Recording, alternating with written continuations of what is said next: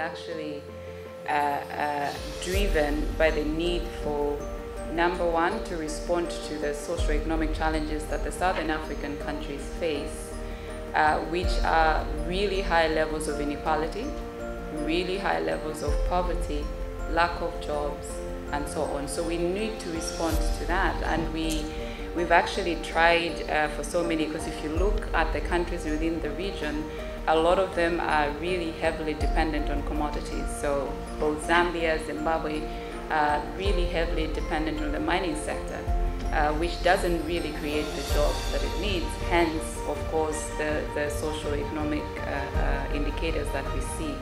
On the other hand, on the green part, we also know that for Southern Africa, it's been a region that has been hugely impacted by climate change effects. We see, and I always say this, Mozambique is actually a centerpiece. We actually feel a lot of the climate change effects from Mozambique. So a lot of the cyclones that we face, and of course sometimes we have cyclones and floods and so on, and it doesn't just affect Mozambique, it affects the rest of the sub-region.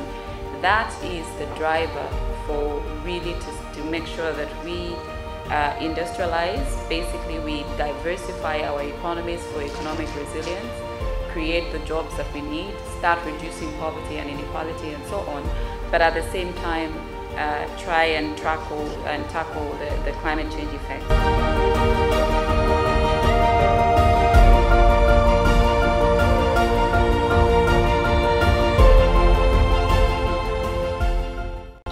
We thank the President of the Republic of Mozambique, His Excellency Felipe Nyusi, through you, PS, as well as the Minister of Commerce, Trade and Industry, Honorable Silvino Morena, who we had the pleasure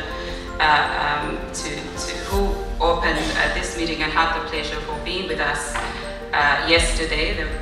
We also would like especially to thank you, Permanent Secretary, and our new Bureau Chair, Mr. Jorge Jairosi, and of course the people of Mozambique for the hospitality extended to my delegation since our arrival, and for the excellent facilities and support provided for our comfort during this session.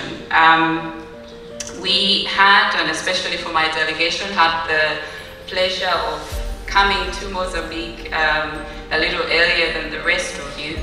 And precisely because we needed to have a lot of engagements in the country and a lot of the support that you provided, PS and team, we really greatly and deeply appreciate your support.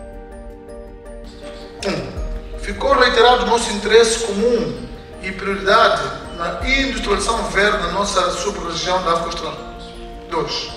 A geração atual e futura do desenvolvimento industrial vai depender de variáveis como a digitalização, as infraestruturas e as parcerias económicas. 3. As oportunidades que se abrem com a entrada em vigor da Zona de Comércio Livre Continental Africana serão melhor aproveitadas com a edificação de uma industrialização inclusiva, sustentável, inovadora, integrada, resiliente e amiga do ambiente. 4.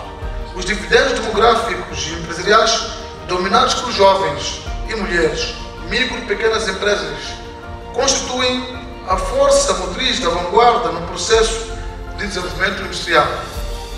Em nome do Governo de Moçambique, da Sua Excelência Ministra da Indústria e Comércio, em meu nome pessoal, como anfitrião e presidente da mesa, declaro oficialmente encerrada a 28ª Reunião do Comité Intergovernamental de Altos Funcionários e Peritos da África Austral. Muito obrigado pela atenção dispensada.